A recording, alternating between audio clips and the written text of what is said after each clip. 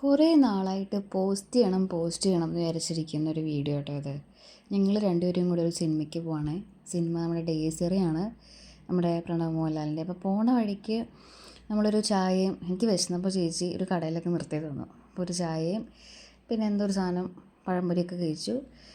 ചേച്ചി ഒരു ഫലൂഡ കഴിച്ചു. ഞങ്ങളിങ്ങനെ വിശേഷങ്ങളൊക്കെ പറഞ്ഞ് പതുക്കെ പോയുള്ളൂ. കുറച്ചും കൂടി ടൈം ബാക്കിയുണ്ടായിരുന്നു.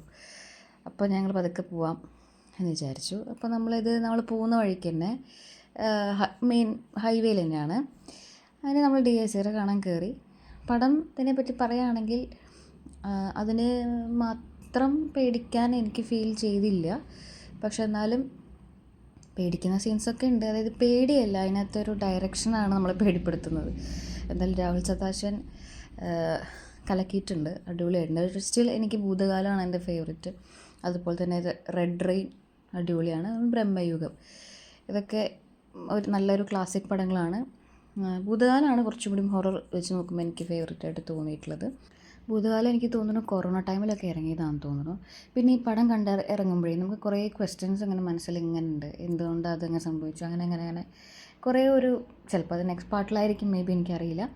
അപ്പോൾ ഇത്രയേ ഉള്ളൂ ഇന്നത്തെ വിശേഷം. Thank you. വീഡിയോ ഇഷ്ടപ്പെട്ടെങ്കിൽ ഒന്ന് ലൈക്ക് ചെയ്ത് ഷെയർ ചെയ്ത് സപ്പോർട്ട് ചെയ്യണേ.